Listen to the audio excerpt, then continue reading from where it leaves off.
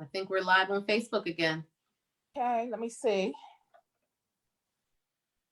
So are we on Black Doctor or not? No, I don't see Okay. us. Okay.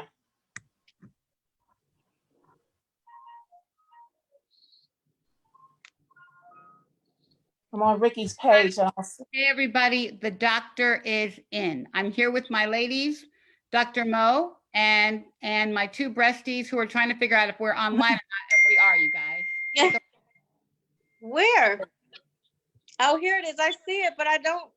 Carrie, we're online, everybody. Hi. Hi. Hi, on what page? So I can let my people know. blackdoctor.org. So we need to Okay. everybody focus. Dr. Mo, how are you doing tonight? I'm doing well. As soon as I can share this live with everybody. We are on.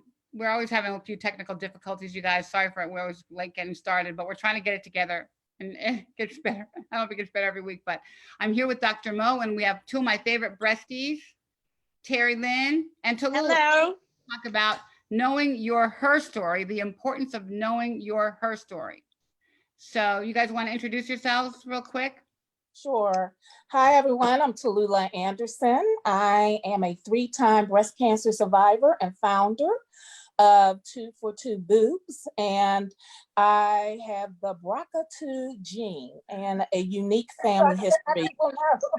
Blackdoctor.org. So we need to everybody. Now you're going to have to turn your volume down. Yep, there we are.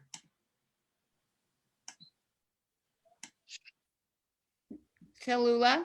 Yes. Introduce yourself. Oh, reintroduce? Okay. Okay. Again, Tallulah Anderson. I am a 3-time breast cancer survivor and the founder of 2 for 2 Boobs, which is take 2 minutes to check your tooth. And I have the BRCA2 gene, which is a genetic mutation. And I have a unique family history that I'm excited to share today. So thank you for joining us. And I'm excited to be here with these lovely women. Great. And I think we lost Terry. Hopefully she'll get back on. But fantastic. I'm Dr. Monique Gary. I am a breast surgical oncologist and medical director of the cancer program at Grandview Health in Sellersville, Pennsylvania, just outside of Philly. I am pleased to join you tonight. And this is a really important topic. So tonight we're going to talk about genetics, a little bit about genomics, the difference between the two, and why it's important to know your family history. So as we wait for Terry to join us again, there are some key things that we probably should go over in terms of statistics. So this is the technical part of the conversation. But Dr. Mo, school us. All right. Well, let's make it simple. You know, I believe in saying things that people can understand easily. And all cancer is genetic. Let me do this and look into the camera. All cancer is genetic, but not all cancer is hereditary. And so there's a difference between something that is genetic and something that is hereditary. So for the people who are over the age of 40, 45 on up on my timeline and on Black Doctor, you will understand this analogy, but I give the example of I Love Lucy. Okay, so there's an episode where she and Ethel work in a chocolate factory and the machine goes haywire. The factory goes crazy and the chocolates start coming off the belt faster and faster. You've seen that episode, right? Everybody loves that episode, yes, right? Yes. So the chocolates are coming faster. They're stuffing them in their pockets. They're stuffing them in their mouth, their apron. That's cancer. The cells grow faster and faster until a tumor forms, and that's genetics. But the hereditary component is if that factory mistake then gets passed down generation after generation after generation. That's heredity. So all cancers are genetic in that the cells make a mistake. They either don't die when they're supposed to, the telomeres are too long, they don't, whatever the mechanism is that's supposed to signal a cell to die because it's mistaken, doesn't get signaled, the cells live, they reproduce. That's genomics. So genomics is really going to be more like the study of the DNA sequencing and the gene expression differences between tumor cells and normal host cells. So what's different in cancer cells versus normal cells? So genetics, we're starting to talk about heredity. We're looking at how genes get passed down, how they get activated from one generation to the next. Genomics is looking at the tumor cells themselves to look for mistakes within those cells. Does that make sense? Yeah. Did you get that, Tallulah? Did you Yes. understand her? Yes, did. I did.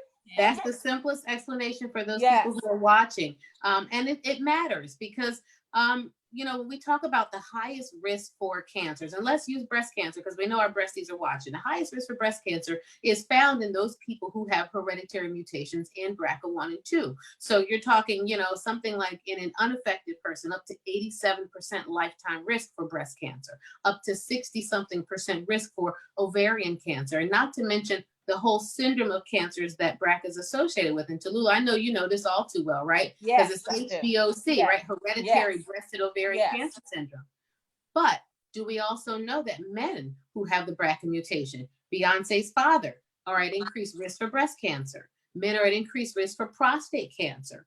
And melanomas as well can be associated with BRCA mutation. So there's other genes, because if a cell's going to make mistakes, who's to say that it just makes a mistake in that one system, right? If it's programmed, if the spell checker is faulty.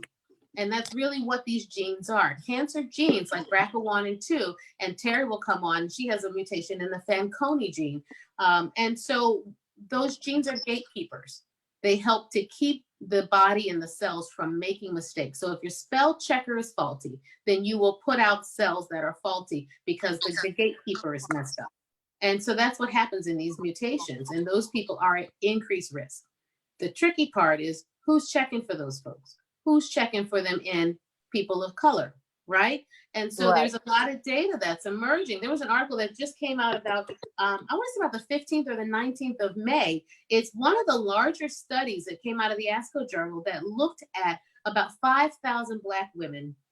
And it looked to see who had been tested, and it went on to test those women. And so what's really interesting is that what they found was that Black women have about the same rate of mutations in BRCA1 and 2 than white women, which is interesting because we know that the rates of breast cancer, the rates of more aggressive breast cancer, we should say that, the rate of more aggressive, more advanced breast cancer is higher in Black women.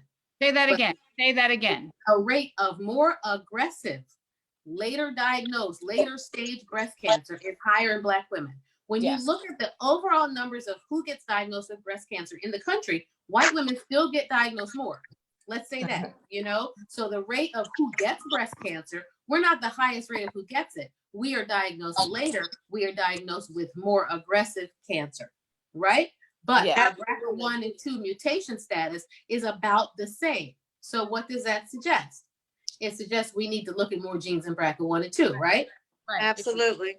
Exactly right. Entree Terry Wade, tell us about yourself. So my grandmother had breast cancer. I have the BRCA1, BRCA2, as well as the FANC mutation that everybody could explain to me that BRCA1 and BRCA2, but nobody could explain to me this FANC mutation. So I was invited for up to Philly for the LBBC and literally ran into you coming off the elevator. And what I have been trying to figure out for months, you hit 2 seconds. Oh, this is this, bam, bam, bam, this is what you do. But it shouldn't be that way. The oncologists and the hematologists and breast surgeon, everybody my whole team, nobody knew about this mutation, which is scary. And whatever is after scary, nobody could tell me what it was about. Excuse me. And then after speaking with you, Dr. Mo, you were telling me about this mutation, and everything that you were saying was exactly how I was feeling. I was always tired. My iron level, I couldn't figure out why my iron levels weren't moving, or it was everything tied around that mutation. So that's frustrating in itself. And if I didn't, even though I have the family history, breast cancer was new to me. It was new to my aunt when she was diagnosed a few years ago. And the answers that I needed, if I didn't know Tallulah from work, if I hadn't been introduced to Ricky at a fashion event, I just would have been like, okay, what do I supposed to do? You want me to do 6 rounds of chemo? Okay. And then what? Everything I needed to know, I got from Dr. Gary, Ricky, and Tallulah, and some other ladies. But there needed to be a better tracking, and we need to do something better to help women who have these unusual genes. I don't know how we can do it. What are you doing with your patients who ask for more information? You just saturate us. Go back a minute. So Dr. Mo, Yeah. not every patient even does gene testing. So not every patient is offered gene testing, and there's a reason behind that. But I want to back up to what Terry said. I remember that meeting. You know, I just finished giving a talk, and I was on my way out because I had just flown in from Lisbon, Portugal, at another meeting. And the backstory that you may or may not know, Terry, is that I got family history. So my mother was diagnosed with ovarian cancer at 29, and she died before 30. Wow. My grandmother had breast cancer in both breasts. And so when we talk about high risk, I sit at that intersection. And so it's always been of interest to me. And when I finished my fellowship, I came to a place where 40% of the women in my community where I practice were not even getting screening mammograms. And 1 in 4 had a potential first-degree relative with a hereditary cancer. So breast, ovarian, melanoma, prostate, pancreatic, colon, gastric. Right, the cancers that tend to run in families that are associated with gatekeeper genes. So I got to this community and I said, well, where's your high risk program? And they said, what do you mean? And I said, well, what do you do for the people who don't have cancer yet, but have family histories and have mutations? Well, if they get cancer and they're young, we send them to so-and-so. Lulu's having trouble over there, honey. I'm sorry. That's all right. You can mute if you need to.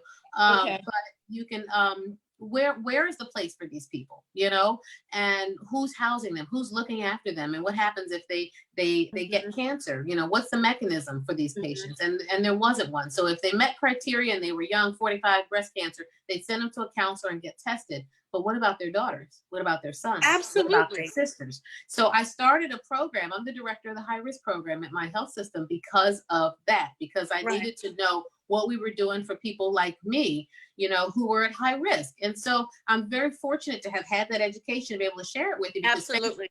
Fanconi, Fanconi's anemia. So she's saying a FANC, F-A-N-C. It sounds like you're saying fake or fang, but F-A-N-C is the mutation. It's the southernness.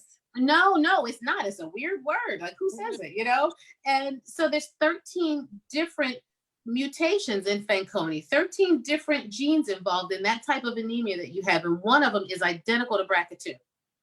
And so that's why the breast cancer, that's why it's in the families. The anemia is why you're tired, etc. So Ricky, to your question, there are different guidelines for who should get hereditary cancer testing.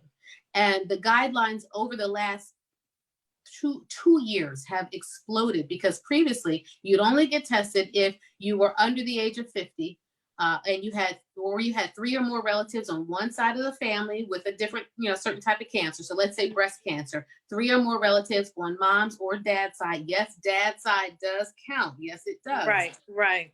If you had triple negative under 60, and that was it. And Medicare wasn't really covering it, and everybody else was, you know.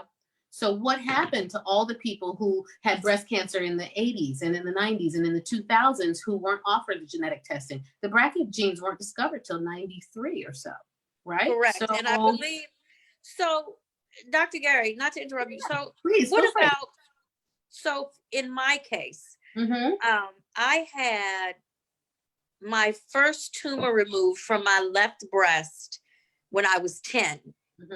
9 or 10, and it was 10 centimeters. So that was so long ago.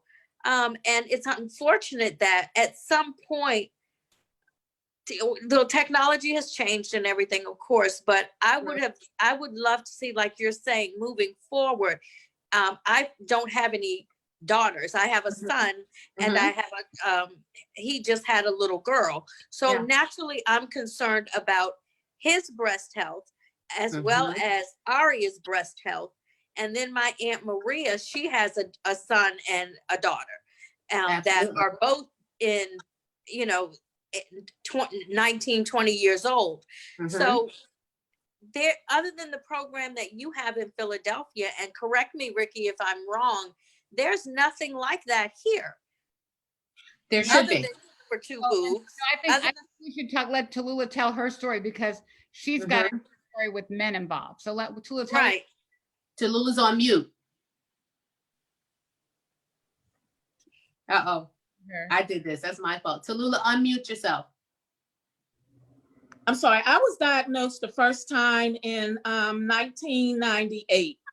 And during that time, my doctor, who was a great doctor, Dr. Alley, who's retired now, recommended that I go to Georgetown and be part of a study for the BRCA genes. And she knew that to do this because as I mentioned before, I have a unique family history. My mom had breast cancer and my dad. So it's both sides of my family. So when you say it can happen to men, yes. So I have 7 brothers and 3 sisters. From the 7 brothers and 3 sisters, I'm the youngest girl. My oldest sister is a 30-year survivor. I know she's online watching. Yay, Constance. I have a sister who was diagnosed a little bit about 5 years ago. She's surviving and thriving. Her name's Denise. She's online too. And I have another sister who tested and she does not carry the gene. So the sisters do.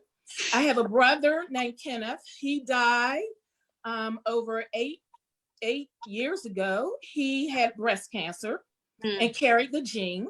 And I just recently had another brother test and have the gene. He's stage 0.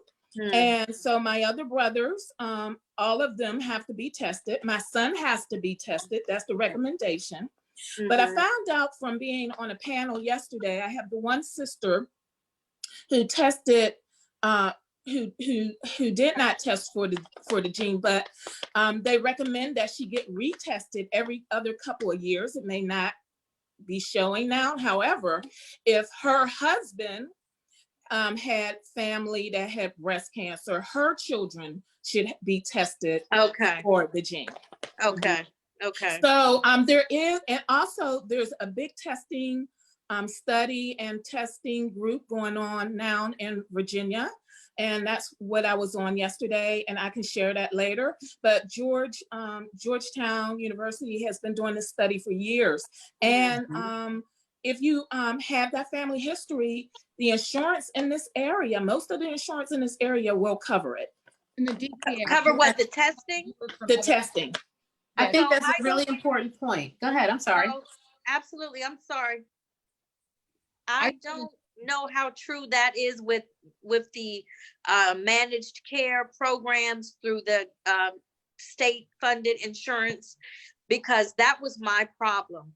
When I went for, when I was getting ready to have my prophylactic mastectomy, we lost our contract, Tallulah, if you remember, and I was forced to go on to state funded health insurance, and they would not test me. They would not give me the tamoxifen as a preventative measure, and they sure weren't going to allow me to have both my breasts removed. So for that time, I'm fighting with this managed care organization through Maryland Medicaid, fighting and fighting and fighting. Then I get a job full time and get tested, get the genetic testing.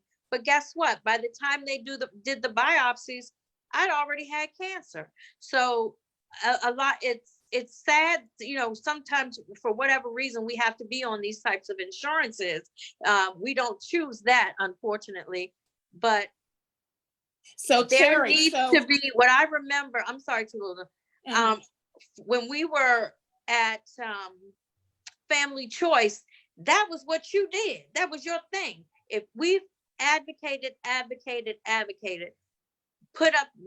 made sure women could get their mammogram. We did everything we could do, but then there's still that portion of the state that are like, you know, okay, short of having stage 4 breast cancer, the stage 0s or the DCIS 1 and 2, they don't want to hear that. If you don't have full-blown stage 4, 1 foot in, 1 foot out, they're not dealing with you. They're not trying to help you do anything.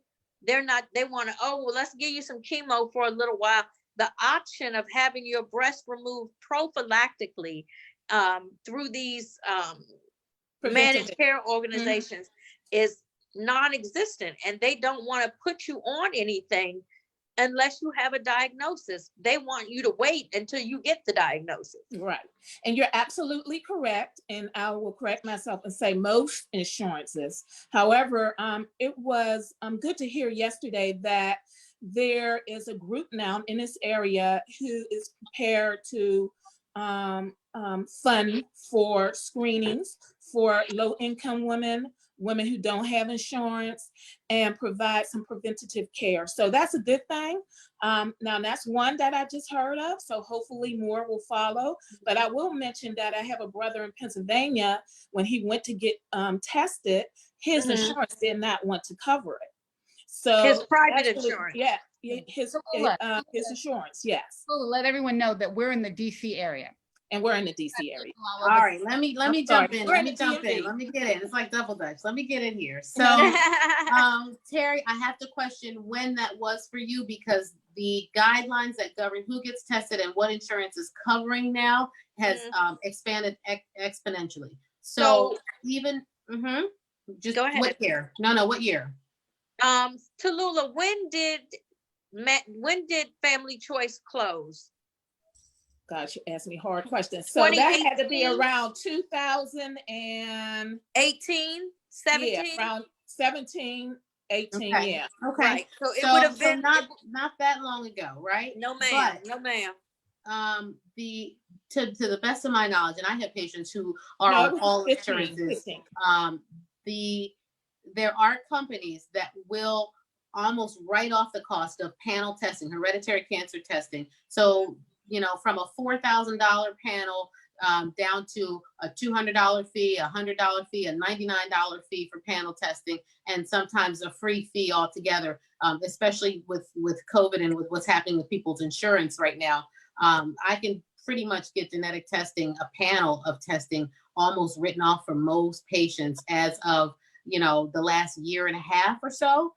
So things are getting better on that horizon. And the tricky part is that we need to start talking about going back and testing those people who either couldn't afford it, whose insurance wouldn't cover it, or who weren't offered it. So we gotta backtrack, and we'll put a pin in that one. Right. Right.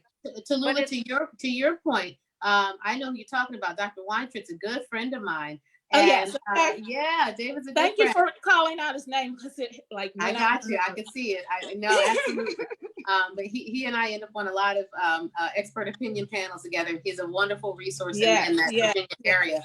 And there are lots of resources that are available for patients more than ever. High-risk programs are popping up all over the place. Part of my mission is to help physicians set up these programs, is to educate them on how to do it and how to integrate it, not just when a person has cancer, but how do you take it to the GYN offices, and how do you integrate it with primary care, and how do you make this now a system-wide effort to catch these people who meet criteria? Your brother met criteria, Tallulah. He should have been tested, and had it been, my patient, you go in your office, you make some angry phone calls, you write some letters, and you get it approved. Absolutely. It's a lot of advocacy work that has to go into it sometimes. But for something like a BRCA2 mutation, when you have 2 family members, 3 first-degree family members with a mutation, there are ways. Not only that,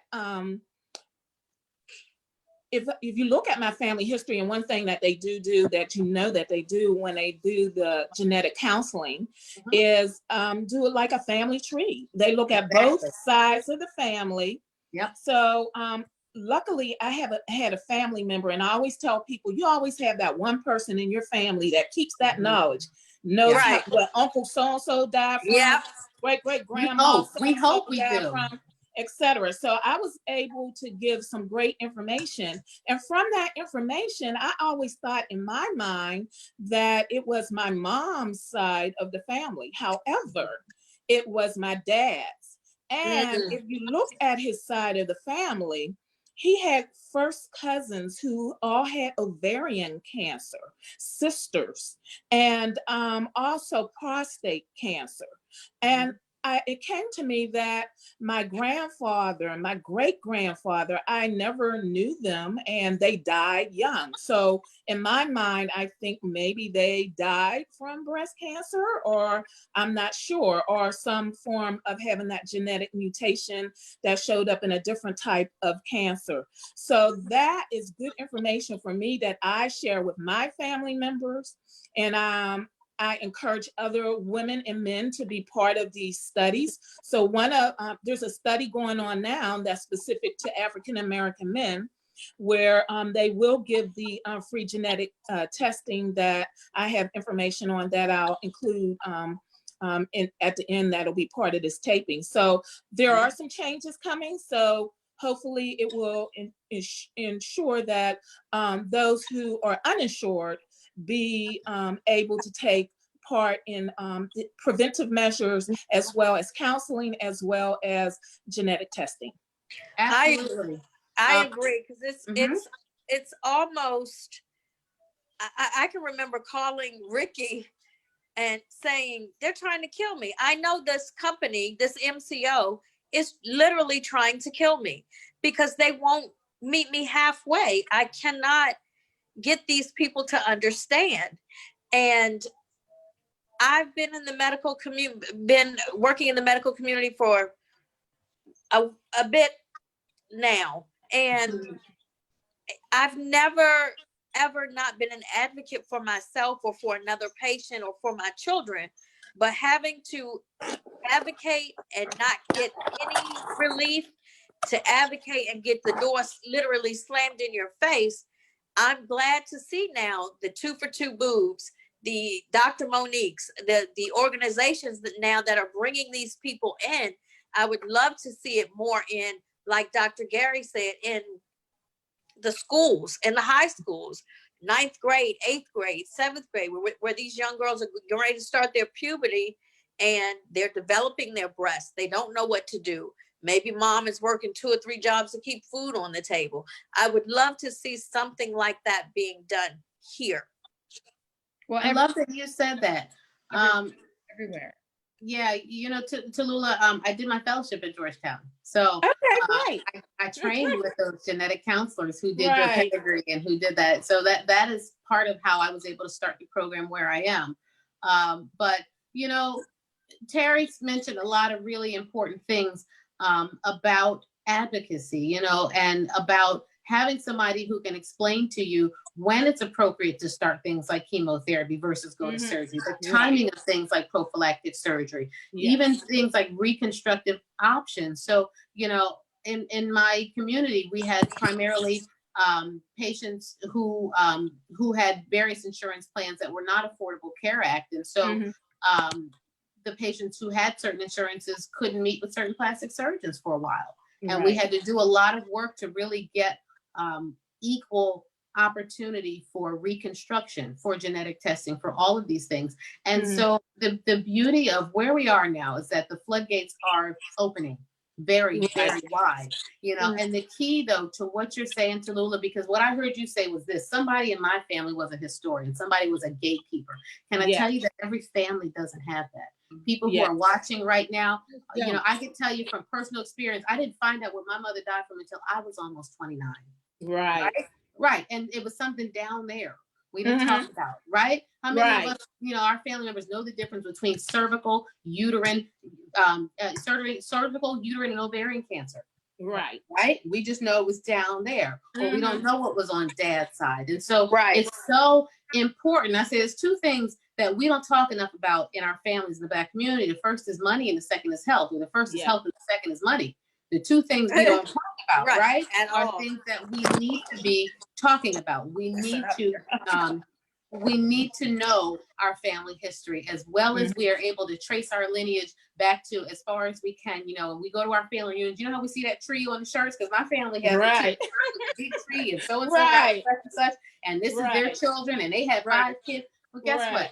start putting a little something next to them. So-and-so had hypertension. So-and-so had breast cancer. Absolutely. So-and-so had Absolutely. uterine cancer, Absolutely. prostate cancer. You know, And And just because don't like keep those it matters. secrets. Yeah, and like you Right. said, those secrets. And Yes. you know, for me, I share as much as I can with everyone. And it's like, tell your story as well. And Yes. in communicating your story with your other family members, right. it may Right. spark something. And I understand that some people don't have close families, or they don't have that person that they Right.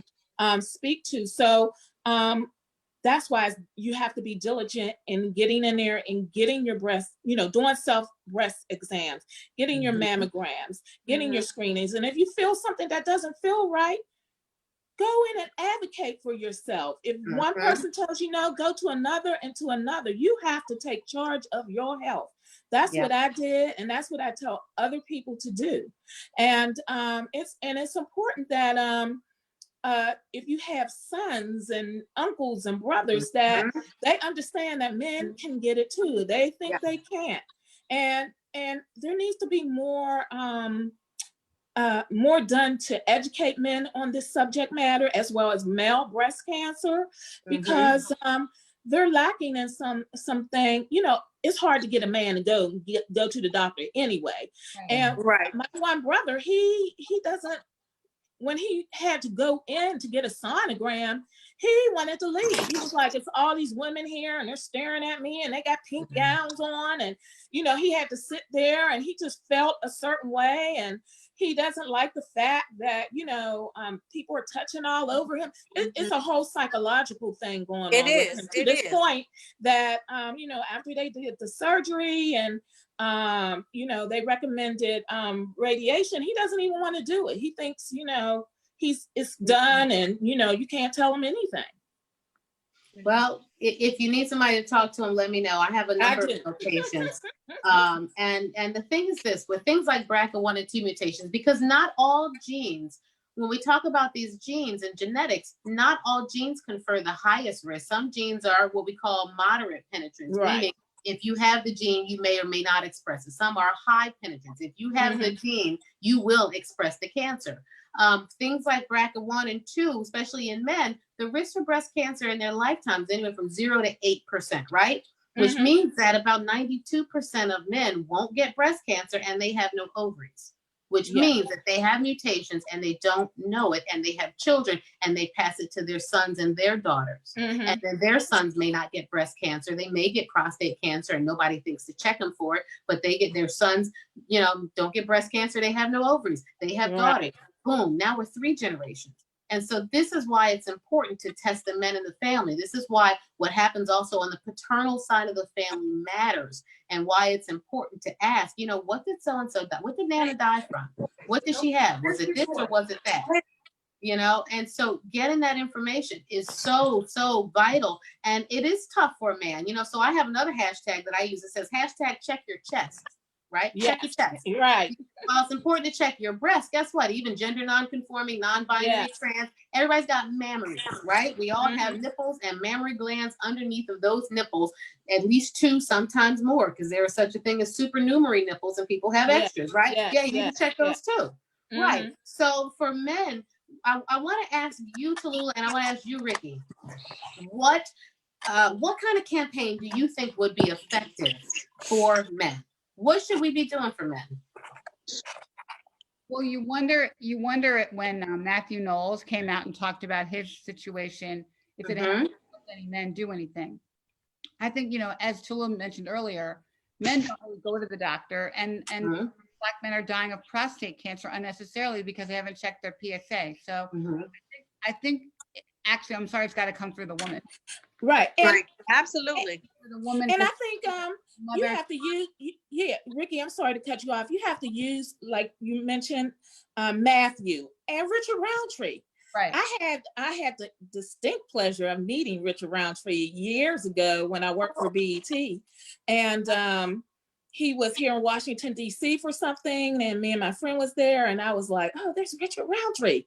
And usually, you know, working in that industry, you know when to not go and, you know, bother an artist or, you know, or leave them alone. And we went over to him and introduced ourselves, and I started telling him about my dad, and he was really talking about his journey and how passionate he is about educating men. Actually gave me his email, and I lost it. But he was really about really telling his story. I think if more and more men, if there's a campaign that includes, and these are cool looking men, not, macho looking men.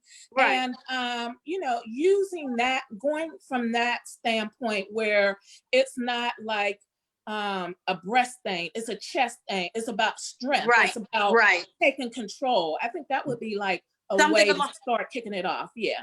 I'm sorry, something along the lines of real men wear pink. Real men get their breasts checked, you know? Yeah. I love that. I do think though, Excuse me. that'll be the biggest influencers on men. You know what I mean? Like Yes. Absolutely. your husband. Absolutely. So go back for a minute because we're talking a lot about genes. Yep. Bless you. Bless you. Thank you. Get breast cancer, it's not hereditary. Right? So for me, I have no mutations on my genes. My mom was diagnosed with stage 0 breast cancer probably 10 years before me. But we don't really have any other history in our family. And I just want to be clear. I don't want people to walk away thinking that if they don't have gene problem, that they won't get breast cancer. Oh, yeah. That is right. Right. That it couldn't be further from the truth. I agree, Ricky. I think that's a really good point, Ricky. We got to take it back to the numbers. So when you talk about what the average risk for breast cancer is, average risk is 1 in 8. 1, 2, 3, 4, 5, 6, 7, 8. One of those people is getting close to 1 in 7. If you have had a biopsy in your breast and a surgery for anything that was atypical, anything that had the word atypia in it, your lifetime risk for breast cancer, you're considered high risk. And this is something I definitely want to talk about. High risk means more than 20%, which means 1 in 5. 1, 2, 3, 4, 5, one of us, right? And so people who are at high risk, either based on their family history or based on their biopsy history, their surgical history, are people who should be getting screened in a high risk program. You should be seeing a doctor like me twice a year, and you should be getting not only a mammogram, but every 6 months, mammogram, next 6 months, MRI of the breast. So mammograms are like TVs, and look at the density and the static, the snow on the screen. MRIs are like going to the 3D IMAX movie. It's the zoomed in look inside the breast. It's the closest look we have, and it's appropriate for people who have lifetime risk more than 20%. So whether it's your family history, whether it's your biopsy history, those risk factors, somebody should be calculating that risk. There are risk calculators. You can go online, you can Google breast risk calculators. You can calculate your own family history and your own personal risk based on that family history. There are 2 in particular. One is called the Gale model, GAIL. The Gale model does not take into account cousins. It does not really account for race. And so it's not the best model to use. There is another called the Tyrer-Cuzick, Tyrer, Tyrer-Cuzick, CUSIZK, CUSICK, Tyrer-Cuzick. And that one, they'll ask you about your cousins. They'll ask you when you started your menstrual cycle. When did you stop? When did you get menopause? How many breast biopsies have you had? All the questions. And it'll calculate your 10-year and your lifetime risk for breast cancer. And that way you can take that to your doctor and say, listen, I calculate I'm at 22%. And I don't know if it's, entirely correct, and they can recalculate it. Right. But these are tools that your doctor can use. And if your doctor is not using them, you can use them and advocate for yourself. Right. That is what's important. Excuse me. So when my aunt and I did our gene testing, I was back at a facility. My team was at a local hospital here in Washington, D.C. And I remember saying to the genealogist, I need the most, I want the gene test that's going to test everything. Like I want you to ask me questions from the time I was born until today. And she laughed and I said, it's not, she said, so you've done your homework. I said, ma'am, I am my homework. We have to make sure that people are understanding because what are the chances of you having the Gale one, if I've said that correctly, and that one is okay, or it's not as many questions. So, and then you have the Cusick one, and the Cusick one also said, oh, you're at 25%. But this other one says, oh, your percent isn't that much. And when you go to have these genetic testings done, the doctor, when I go in to see my oncologist, she said, okay, well, I'm going to put your risk in for A, which is the Gale, and I'll put your risk in for B, which is the other one. And I told her, I don't care where you put my name. I'm not a gambler. So if the odds don't sound right to me, let's go ahead and get this taken care of. I don't want to be on chemo forever. I want to be able to enjoy my life, enjoy my children. And a lot of times some providers, not you, Dr. Gary, but some providers are only trying to piecemeal you information. Yeah. You have to stand up for Go yourself. ahead. You have to What's stand that? up for yourself and be your own advocate. And if you don't think you're getting the right information from your doctor, you got to go ask somebody else. Ask That's him, right. because It's true. And you really should ask for a genetic specialist. Yes. Prior to my having a nurse practitioner who's trained in genetic counseling, I did all the counseling myself. So in between surgeries, Right. I'd go to the office and I would do genetic counseling. I'd do the pedigrees, sometimes by hand, and go through them with patients. And every hospital, every accredited program really should have something like this. At this point in 2020, Yes. every hospital and breast cancer program that is accredited has a genetic component. There is someone they can send you to who can sit down and tease out these things with you so that you shouldn't have to do it yourself. I want to circle back to Lula. There was something else that you said. You made so many great points. And I know we got to take a couple questions too, Ricky. But when we talk about prevention, somebody asked a question and said, well, what do you do if you are high risk? Are there things that you can do? And so it's important for people to know that there are preventable and non-preventable risk factors. Yeah. We can't prevent our genes. You can't prevent what you inherited, right? You can't prevent the number 1 and 2 risk factors for breast cancer, being a woman and getting older, right? Yes. God willing, we'll keep doing both, right? Getting older and being a woman, if that's what your choice is. Right. So you can't prevent that. You can't prevent when you started your cycle or when you went through menopause. Things that you can control: diet, exercise, smoking, alcohol. Those are really super high risk factors for breast cancer right now. What you put into your mouth is probably one of the highest risk factors for breast cancer. How much you move your body is something you can control. Whether or not you smoke is something you can control. So there's preventable risk factors, and that's what I work on in my high risk program. So I start there with patients. Where are we with our weight, our BMI? Where are we with our diet, our exercise? Are we smoking? How much alcohol? How many glasses of wine do we have per week? No judgment here. But guess what? You know, hey, listen. Right. It is what it is. Enjoy quarantine. I had sparkling water today. But good. See? And then we start tackling those. And then there's a pill you can talk about. You know, Terry, you mentioned tamoxifen. Tamoxifen can cut the risk of breast cancer in an unaffected person who's high risk if they choose to take it. It can cut that risk by 15, 20%, almost 25%. And that was my choice as well, to start taking it. But by the time it got approved through this HMO, through this MCO, unbeknownst to me, it had been a couple of years. And so I had already had breast cancer. Right. So, I'm just taking it now because that's what you're supposed to do. You know, I take it every day. I just feel like there are not enough options once you've been diagnosed, right, or in between me being high risk because of my family history and me being diagnosed. There's just not enough options that they are allowing. But there are some options now, and they call it the Angelina Jolie effect. But you know, there's such things as, and they call it previvors. I'm sorry. Previvors. Yeah. No, it's a previsor. Previvor. And like so that's someone who, you know, has been genetically tested and has made the decision that they are going to do some pre-preventative actions. Some women have their breasts removed, some have their ovaries and their fallopian tubes removed, and some take the medication. There are some women who are as you know, a lot of younger women are being diagnosed now, 20s and 30 years old. So with taking the drug, there's a chance that they may not have children later, or has that changed? There's some things with that they don't want to do that because they want to have a family. And there are side effects from taking those medications. Not everyone is the same.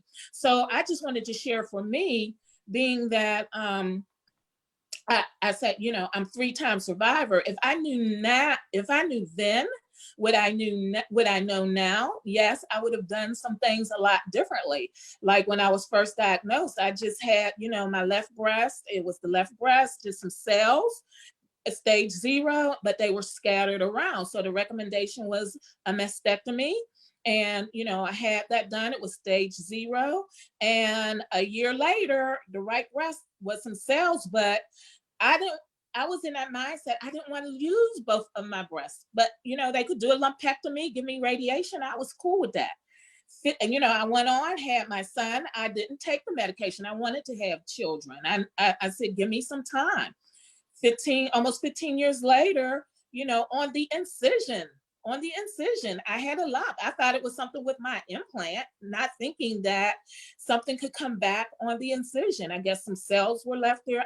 Actually, they consider it a separate cancer, but that was a lumpectomy removed. And then that's when I did the option of having everything taken out the right, especially since, I could get, some women opt to have implants, some don't. I opted to. And I had my ovaries and fallopian tubes removed. I just finished taking a Arimidex and for 5 years, and I didn't have side effects from the medication at all. But that's me, and I always say everybody's story is different. What everybody goes through, what my journey is always can be different from your journey. But I'm gonna tell you what worked for me, and you Absolutely. have to find what's best for you, where you're at, where your mindset is. But the main point is look at the statistics and look at how you can prolong your life so that you can live and be here for a long time. It's much they can do now than they could when my mom was diagnosed, when my sister was diagnosed 30 years ago. And here I am 20 years ago, and now my niece was just diagnosed. And there's so much more that she has as far as preventative that she can do. And there's more that we can prepare our children and grandchildren for. Can I add something in here too? You guys talk about Get in there. Arimidex. Well, I had triple negative. Guess what? It doesn't work. So not everybody has access to the drug to prevent breast cancer. And let me just throw some stats at you a little bit. So, the recurrence rate for Black women is 39%. So once you've had breast cancer, you have a 100% of getting it again. So all those things that Dr. Mo talked about in terms of your lifestyle, you have to be doing that. Black women under 35 get breast cancer at twice the rate. So the 1 in 8 doesn't work for Black women under 35, and they're dying at 3 times the rate. And overall, Black women are 42% more likely to die of breast cancer. So really, we can do all these prophylactic things and do it our best, but the most important thing we can do, and that's for everybody, is early detection. Yes. Check your breast. I always say check the breast that you love. I know you have a pair.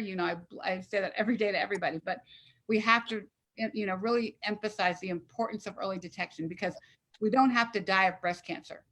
Right. I love that you said that, Ricky. Early detection is important, but also focusing on prevention because, how many of us would rather prevent than even detect early? And so prevention for us looks like using what we know. It looks like recognizing that we need to get better rest. We need to eat better food. We need to do exercise and take care of ourselves and do things in moderation. And not to mention just the stress that our environments and our lives, I was going to mention environmental, the stress and anxiety will kill you faster than breast cancer. Yes. It will kill you faster than breast cancer, because why? What happens? We see these images right now. I'm wearing my Black Lives Matters. My Black Lives have mass and occupy space because Black Lives Matter, and they don't seem to in the news right now, you know? And so we internalize this stuff, right? And guess what it does? It keeps us up at night. It makes us anxious. It turns on stress genes, cortisol, the stress gene, right? And all of a sudden our bodies are in fight or flight. Our bodies aren't processing our sugars right. We're not processing, you know, we become insulin resistant, right? We're not sleeping well. We're our bodies are not processing our food and our metabolism, and we're making mistakes in our cells.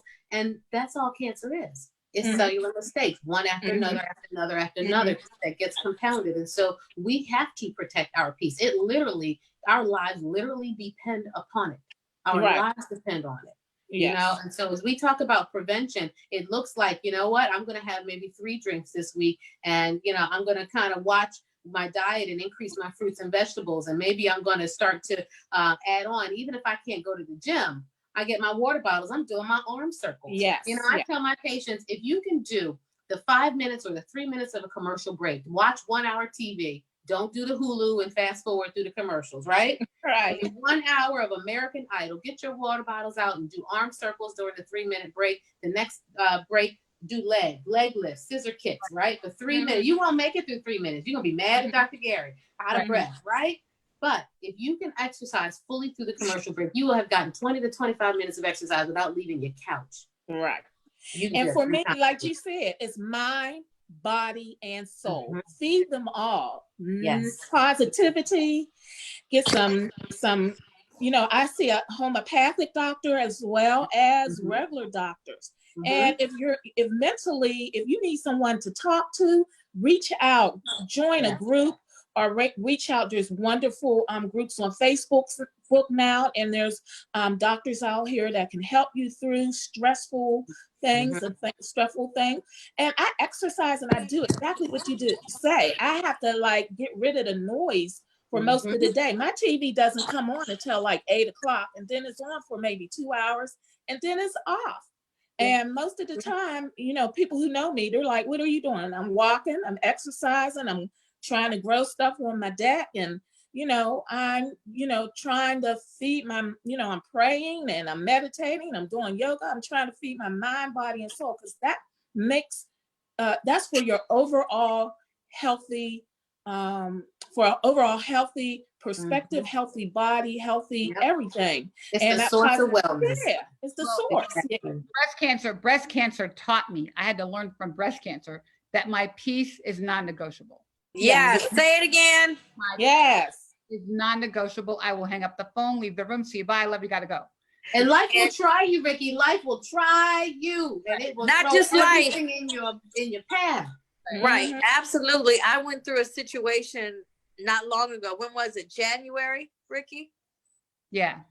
I had no peace from the time I came home until I had to change my situation. I had to take control of my situation and take myself out of an albeit maybe comfortable in some sense, excuse me, but not comfortable as it pertained to my peace of mind. And it was the hardest thing I had to do. But I can tell you, having made my peace non-negotiable, like Ricky has taught me, Tallulah has taught me, Dr. Gary has taught me, what making my peace non-negotiable, my whole life has changed. If I'm worrying about something, it's because I'm choosing to worry about anything that if I can't control it, guess what I do? Walk away from it. Because it will infest you. It will kill you quicker than cancer. Right. Or it will give you cancer. I believe mine was caused by stress. Right. So yeah, absolutely. And Tallulah, I love what you said. You know, you said I see a naturopathic doctor as well. And this is the thing, as a people, you can walk and chew gum at the same time, right? It's not either or. It doesn't have to be I'm either going to take herbs or I'm going to take medicine. Right. We can use every tool that is available. And one of the key messages that I need for us to get is that we can learn how our food is medicine, how our Yeah. food can prevent disease, how our food can increase our wellness, but also that if we need a surgery, guess what? Sometimes we got to do what we got to do, right? We Right. don't stick our heads in the sand, you know, Right. when we feel a lump. We can be proactive about it. We can be empowered about it. And if people get nothing else from this, I hope that they feel empowered to talk to your family members about their cancer. If you are a person who is reluctant to share your cancer with your family, I understand that there are a variety of dynamics, but understand that we're as sick as the secrets we keep, and the things that you are keeping to yourself about your history, about your medical history, will affect your children, will affect Oh, your yeah. grandchildren, Most will affect your great grandchildren. And you have an obligation to your family to share those things. However you're comfortable doing it, you need to share those things, because we need to be talking about these things. We need to be advocating for these things, because there are so many of us now who meet criteria for testing. We didn't even get to talk about who should get tested, because the American Society of Breast Surgeons, of which I'm on the board of directors, now has a memorandum that we put out, a guideline that we recommend every woman with breast cancer should get hereditary cancer counseling, family history risk assessment, potentially testing. And we're working to get insurances to cover that for every breast cancer patient. It's not happening yet, but that is where we're headed with this. And so what that means is, if you had breast cancer in 1987 and you were 35 years old and nobody talked to you about any kind of gene, guess what? You need to go to your doctor and you need to get tested. We need to have clinical trials. We need to talk with our companies, our genetic testing companies. And this is one of my personal missions, is to partner with our companies so that we can begin to look at Black women and our hereditary mutations and find out why are we dying of it worse if we have the same rate of mutation as others? What genes are we looking at? My friend Jasmine, 29 years old, died of metastatic breast cancer. She didn't have a mutation in any of the genes on the panel. I know another young lady who was diagnosed at 17 years old, no mutation, which means, guess what? There's a mutation that probably hasn't been discovered yet. That's specific to African Americans. That's specific to African American.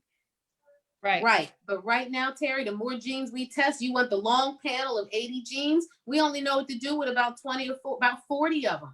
And the rest of them, we get these variants. Well, the problem is we get these variants in the genes because we haven't found enough people who have the mutations in them yet. And that's why we need Black women to test. We need to develop some programs where we are testing us en masse so that we can figure out what's in our genes. Because we need to understand why we are getting what we're getting. If BRCA1 and 2 is the same rate as white women, right? Then what are the other genes? What else are we looking at? And if you don't come forward, if you don't talk to your doctors about this, you may not get offered this testing. It may get lost in your medical history. Your family members won't know, and they should be tested. If you have a mutation, your family members need to be tested, because there is a 50% chance your children could have it, depending on the gene. There's a 25% chance your siblings could have it, depending on the gene. You got to talk to your folks. Right. I got soapbox. I'm off. I just did the long panel a few months ago, and Dr. Regina called me to say, okay, Ricky, you don't have any mutations. And I said, well, is that a good thing? And that's good, right? She's like, I don't know, because we don't know about Black people. So there's nothing for Black people here. So I don't know if it's good. So it just means you don't have the mutations that we're testing. So we don't really know. There's so much unknown about Black women and our physiology. It's so important. Yeah, representation matters. It's a call to arms to all the Black oncologists, Black surgeons, Black doctors, Black women, Black family members, anybody who has been affected by cancer. We need to start talking about these trials, and we need to stop being afraid of clinical trials and start being in them for ourselves so that we can characterize our cancers and come up with better cures. That's the only way it's going to happen. Absolutely. Hashtag Black breast cancer. I want everybody to use that hashtag. Hashtag Black breast cancer. We have to put a movement together to make that known.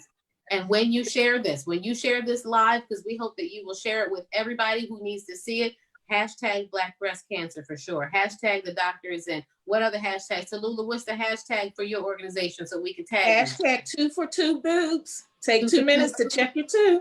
And can we follow you on Instagram and other social media there? Yes, I am on Instagram and 2 for 2 boobs Facebook page. This is should be on there right now. I love it. Terry, how about you? How can we follow you? How can we interact with you? How can we ask you more questions? How can we love up on you? I'm just Pixie Dust, PIXEYDUST on Instagram, Twitter, and Facebook. All right, Ricky Fairley, how can we follow you? How can we see what amazing things you're doing and read all these great articles that you're writing, cranking out left and right, doing it, burning it up? Get the word, trying to live my purpose, Ricky Dove, at Ricky Dove, RICKIDOVE. So I love it. And you can follow me on Instagram, Facebook, Twitter, LinkedIn. I now a new YouTube channel at Dr. Monique Gary. So please do log on. We want to hear your comments. We want your questions. We want to continue this dialogue for sure. Any closing remarks, Ricky? Next week, we have a great show next week with some breasties who have turned their breast cancer experience into businesses that support women with breast cancer. So we have two breasties about how they channeled their energy and their experience into helping other breasties. I love it. So the week after that, Ricky, we have got to get some of my breasties, some of my doctor friends who have been diagnosed with breast cancer. They are physicians. Right. And they have some stories they got to tell. So when the doctor becomes the physician will be the following, when the doctor becomes the patient will be the following week. So the next 2 weeks, you got to tune in Wednesday night, 6 o'clock on blackdoctor.org. And we'll see you there because the doctor is in. We hope it has been real, reliable and relatable information for you. I love you guys for joining us. Thank you so much. Thank you, everyone. Thank you, everyone, See you for next watching. week. Remember, take 2 minutes to check your two. Okay. 2 for 2. That's right. Hashtag check your chest. Yes. 2 for 2. Bye-bye. bye.